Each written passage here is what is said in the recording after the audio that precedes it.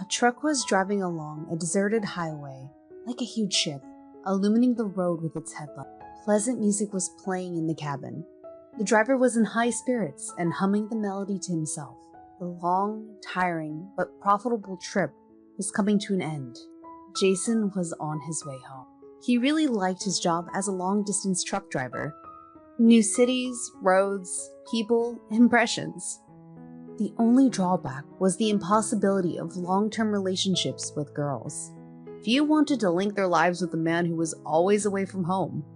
This, of course, saddened the guy a little because he was already 27 years old, and of course, he wanted to start a family and have children. Well, not a big deal, Jason thought. I'll work for another 5 years, save up some money, and then open my own auto repair shop. And then a family will appear. Everything has its time. In the morning, Jason stopped to refuel and have a snack. He was just a short drive home, but he needed to rest. He went into a small cafe and sat down at a table. A waitress approached him to take his order, and he looked at her and involuntarily admired her. She looked like a princess from an Eastern fairy tale. Coal-black eyes, eyebrows raised, delicate facial features, and thick black hair braided in braids. Jason introduced himself to the girl, and her name was Magda. He made her several compliments, left generous tips, and his phone number, and decided for himself that he would do everything to win her over. Magda, however, was not impressed by Jason at all. A regular guy in a dusty t-shirt and shorts, and a long-distance truck driver to boot? Not a particularly promising prospect. In her dreams, the girl saw an entirely different man. A handsome prince dressed in the latest fashion, driving a black Jeep. And she was there with him, like she stepped off the pages of fashion magazines. He opened the door for her, and they got to have lunch at an expensive restaurant. This beggarly existence had already bored her to death. This cafe, her life from paycheck to paycheck with her mother, life seemed to pass her by, and she wouldn't see anything. Therefore, Magda reacted very coolly to Jason's flirting, but she still took the phone, just in case.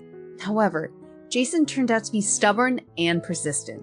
He courted her for a long time, and beautifully gave her flowers, read poetry, promised that he would save up money and open a business. He was devoutly in love with Magda, and longed to hear the cherished words, "Yes, I'll marry you. I love you." And Magda had been thinking for a long time, hesitating, weighing everything, and finally agreed. But she had a wild argument with her mother. "Why do you need him? I know these long-distance truck drivers. They have a family and a child in every state. But what kind of nomadic life is that? Wake up, you're such a beauty. You will definitely find a better match." However, Magda only got angry with her mother. "Mom, do you know that I'm already 25 years old? By the way, and millionaires are not queuing up for me. I'll just waste my life alone. Jason is kind, decent, he loves me." The girl tried to prove her point. "He promised to open a business in a couple of years, and I believe him. He's not a drunkard, he's not lazy. This is my choice, Mom. Accept it and respect my decision." Elena eventually agreed. Of course, she didn't really believe in these stories about the business. She had lived in this world for many years and doubted Jason's promises. And Jason was over the moon. A grin to his ears didn't come off his face for a minute. The cafe was booked, the wedding date was set, and all that was left was to buy the rings and the bride's dress. Jason was on the last trip before the wedding and asked Magda to look for rings while he was away. The bride's mood was great from the morning. She carefully dressed up, got ready, and went to a jewelry store to look at rings. Upon entering, she felt like she had entered a fairy tale. Hundreds of various rings and earrings with stones sparkling invitingly from the display cases. However, after looking at the prices, the girl gasped once again. The amounts were simply outrageous. She felt so sad. Magda looked around the store for a salesman, but instead found a handsome man who seemed to have stepped out of her dreams. He was sophisticated, refined, polished, and it was immediately apparent that he was very well off. "Excuse me, can you please help me?" the trembling girl finally spoke up. "Why not help such a beautiful young lady? I'm listening to you," the man smiled and winked at the girl. "You know, I have a wedding in a week. I would like to pick out rings, but the problem is that our budget is somewhat limited." Magda stumbled and blushed sadly. "I understand you. I'll show you the appropriate options at a discount. And would you like to have a coffee and discuss everything? We'll have a sale soon," the man suggested and smiled meaningfully. Millions of butterflies fluttered in Magda's stomach. The man's name was Mario, and he and his mother had a network of jewelry stores throughout the city. Fortunately for Magda, he accidentally ended up behind the counter in this store. The saleswoman got sick, and he had to replace her. Mario gave Magda his business card, told her to call him anytime, and gifted her with a long, intriguing look. Magda thought about Mario all night. Thoughts of possible intimacy with him burned inside her. Everything inside her was torn apart and turned upside down. She never even felt a tenth of these emotions with Jason, and in the morning, the girl decided everything for herself. Such a chance comes once in a lifetime. Whatever happens, I'll call, she thought, and dialed the coveted number. "Hello, Mario, it's Magda. My fiancé is still away. Would you kindly take me to a country house, to my friends outside the city?" she asked. In reality, the girl went all in. Of course, there was no country house or friends. Instead, there was a passionate love affair right in the car at the forest glade. Mario turned out to be a stunning lover, and Magda never experienced such intense feelings at the peak of bliss before. A week passed like a moment. Magda and Mario were consumed by passionate love passions. The girl, of course, tormented her conscience. She feverishly thought about how to get out of the situation and what to do with Jason. And the wedding. How to tell him everything. But she knew for sure there would be no wedding. On the day of Jason's arrival, Magda had already taken all of her belongings from his apartment and couldn't think of anything better than leaving him a note. "Jason, there will be no wedding. I met and fell in love with another man. Forgive me and try to understand." Upon coming home and learning the news, Jason was overcome with grief. He refused to believe in such treacherous betrayal. He tried to call Magda, pounded the doorsteps of her house, but she refused to get in touch and did not pick up the phone. One day, Jason was waiting for her outside of her workplace in the hopes of finally understanding why she had humiliated him. Suddenly, he saw Magda come out of the cafe and was about to approach her, but a luxurious car pulled up. Magda got in, passionately kissed her companion, and they drove off, laughing merrily. Jason silently got into his car and went home. A few days later, he embarked on a distant journey to the other end of the country. He hoped that the long road trip would help him forget and save him from the sadness and pain of a betrayed love. Meanwhile, Magda was living life to the fullest. She frequented expensive restaurants, yacht clubs, wore luxurious dresses, and indulged in a sea of passion. She felt like a queen. Finally, all my dreams have come true, she thought to herself more than once. Her mother was thrilled for her daughter. "Thank God you came to your senses and left your poor Jason. I'm so happy for you, my dear. Mario will marry you, and you'll live your life like a queen," she exclaimed. But Mario's parents did not approve of the relationship and constantly reprimanded him. "Mario, you're not 16 years old. You had your fun with that girl, and that's enough. Don't you even think about marrying that gold digger. You won't get a penny." "I'll make sure of it," his father scolded him. Mario just waved it off. "Oh, Dad, stop it. I'm not crazy enough to ruin my life because of some sentimental girl. I'll have some more fun." "Calm down," he laughed. However, without asking anyone, fate took an unexpected sharp turn.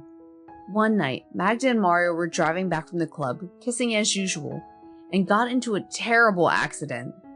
Magda woke up in the traumatology ward with her legs in traction, her arm in a cast, and her head throbbing with pain. The diagnosis? A broken hip. Mario suffered much less. only with a bruised rib and a small wound. He was stitched up and sent home to recover. But before Magda, difficult times had come. She needed a complicated operation and had spent a month in the hospital. She was still hoping that the door would open and her beloved Mario would come in, hugging her like a little girl and feel sorry for her. And most importantly, pay for her treatment. But instead, Mario's mother burst into the ward like a fury. "You've gone too far. You almost killed my son. What if my son would have died? It's all because of you," the enraged woman scolded Magda. "What are you speaking about? I love him. I'm going to marry him," Magda defended herself. "Are you out of your mind? Who's going to marry you? Just stop fooling around. Who are you and who is he? Do you even understand?" Mario's mother did not calm down. Magda cried out of offense and despair. Mario never picked up the phone, nor did he ever visit her. After a month, Jason returned from his trip and discovered what happened to Magda. Without hesitation, he rushed to the hospital. Upon entering the ward, he didn't accuse her of anything. "Magda, how did it happen that you got in here? Do you need help?" Magda felt terribly ashamed and lowered her eyes. "Jason, I'm so sorry. Can you forgive me? Please help me." Jason began visiting her at the hospital and paid for her treatment. He visited her at home every day, brought her delicious hot food, and brewed rosehip tea in a thermos with love, hoping Magda would recover more quickly. His friends teased him. "Are you crazy, Jason? She humiliated you, and you're bringing her pies? You'll regret it." Jason understood it intellectually, of course, but he couldn't shake the love he felt for Magda from his heart. When they were together, watching a movie or taking a walk in the autumn park, his heart sang with happiness. Thanks to Jason's care and attention, Magda recovered in 3 months. She felt good, calm, and safe with him. But every time she thought of the scoundrel Mario, a warm sensation spread in her lower abdomen, and her heart beat wildly. Jason had spent all of his savings on Magda's treatment, and with his money running out, he planned his next trip by truck. He couldn't shake off the feeling of inexplicable fear and anxiety, repeatedly asking Magda if she would betray him again or wait for him. And every time, Magda hugged him and whispered in his ear, "Don't doubt me. I won't betray you anymore. You've done so much for me." Finally, Jason left feeling relatively calm and believing in Magda. Although he was afraid she would leave him again, he still hoped she had changed and would spend her life with him. A few days after Jason's departure, Mario found Magda. He learned that she had recovered and immediately went to her house. Without giving her time to think, he slipped inside and pressed her against the wall with his whole body, whispering hotly in her ear, "I missed you so much, my sweet. And you? I hope you're not angry. I couldn't be with you because of my father's business, but now I'm here, and I won't leave you anymore." Magda went with him again, overwhelmed by the insane passion and losing her head completely. They went to an expensive hotel, where there was plenty of champagne, flowers, and intense emotions. They met again and again, but Mario didn't offer anything, didn't apologize, and Magda understood that he was using her. But as soon as he touched her, she no longer belonged to herself. Jason was returning home when his friend called him. Jason's heart unpleasantly squeezed in a bad premonition. "I don't want to upset you, my friend, but your Magda is cheating on you. She has no conscience. Yesterday, I saw her with her ex. They went to a hotel, laughing and happy. He was holding her waist and she was kissing him. I told you, Jason, to give up on this idea. She's not the one for you. Do you understand? She's a kept woman and a party girl. If you want to be mad at me, go ahead, but you're a complete fool, Jason. That's my opinion." Jason hung up the phone silently, turned off the engine, got out of his car, and fell onto the grass in the middle of the field. He cried, lying on the ground for a very long time. The only thought pulsating in his head was, why? After calming down, he called Magda. She was chirping on the phone, saying how much she missed him and waited for him. And when she asked him when he would be back, Jason was astonished by her treachery and audacity. He abruptly cut her off and said, You're so ungrateful, you wretch. I know everything, and I hate you. Jason hung up in anger. As for Magda, she was a little upset that she got caught cheating, of course. She understood that Mario could leave her again, but Jason, the simpleton, would do anything she wanted. However, she didn't know how to make long-term plans. She was living at the moment, and today was good with Mario. What will happen tomorrow will happen tomorrow. What if Mario marries me? Who knows what the future holds? I am beautiful, and there are all the chances to become Mario's wife. I just have to please his parents, and that it is only a matter of time, thought Magda to herself. Meanwhile, after that bad conversation, Jason continued driving home from his trip. He calmed down a bit and tried to keep himself together. After all, the road is no joke, and nervousness could lead to accidents. When he was about 70 kilometers away from home, Jason noticed a woman on the side of the road. She was hitchhiking. The cars were flying by on the highway without noticing her or stopping. It was getting dark outside. The sky was cloudy and a storm was brewing. Jason felt sorry for the woman and decided to give her a ride, even though he usually never picked up hitchhikers. They started talking. The girl's name was Frances. She was on her way home from work and lived in the suburbs with her elderly father and 7-year-old son. She missed the last bus and her phone died. As luck would have it, Frances was worried that her father would be concerned if she didn't return by evening, and he had a weak heart, so who knows what could happen. Jason looked at the woman. She wasn't a beauty. She was simple and modest, a so-called gray mouse. But her open gaze and big sensual lips made her adorable. Sorry for the question, but that about the father of your child, Jason asked. Father? No, traitor. All men are the same. He professed his love, promised to marry me, and then he found himself a richer girl. When he found out I was pregnant, he came back and begged for forgiveness, saying he'd love me and our son, but instead, he cheated left and right. I don't trust anyone anymore. Frances burst out on emotions, and tears welled up in her eyes. A familiar story. I just found out about another betrayal recently, and this is after everything I've done for my girlfriend. Well, then let's be friends. We have something to talk about. We've both suffered, Frances said with a sad smile. Jason began to visit Frances frequently. He and her father immediately found common ground. Frances's 7-year-old son was thrilled with Jason and his huge car, always asking to ride with him. Jason helped the family with their household chores, repairing the porch and fixing the roof. Frances turned out to be an excellent homemaker, cooking delicious dishes and baking fragrant buns. Jason felt welcome here. They awaited his arrival, sent him off, and greeted him with love. Gradually, he became close with Frances, and they started to live as one big friendly family. A year later, they had a beautiful daughter named Holly. Jason decided to sell his apartment and open an auto repair shop to be close to his family. On his way to the notary to finalize the documents, he looked into the cafe where he once met Magda. With a nostalgic ache, he ordered coffee and sat down at a table. A cleaning lady was working between the tables. She was unkempt, with obvious signs of alcohol abuse on her face. Something about her seemed familiar to Jason, and he desperately tried to remember. Looking closer, he gasped. It's Magda! Oh my god, what happened to her? Jason was amazed, remembering how attractive she used to be.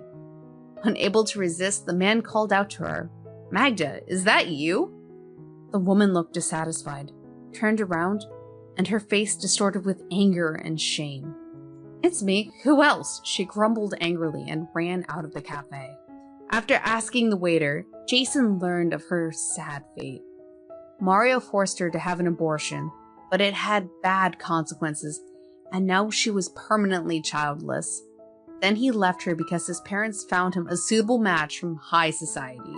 Magda started to drink down her sorrow, went downhill, and ended up as a cleaning lady, but they hired her more out of pity. Jason was unpleasantly stunned because despite Magda's betrayal, he had never wished her such a fate. And now, he even felt a little sorry for her. But who's to blame for her fate? She chose it herself. She gave up a loving and faithful man for base animal instincts and money. A wave of love and gratitude towards Frances suddenly overwhelmed him. He approached her, hugged her gently, and said, "Thank you for everything, my dear. You are my happiness." Only now did he realize that false declarations of love and Shakespearean passions were not so important in relationships. And you should not love a woman for her beauty. You should appreciate her loyalty, devotion, and decency.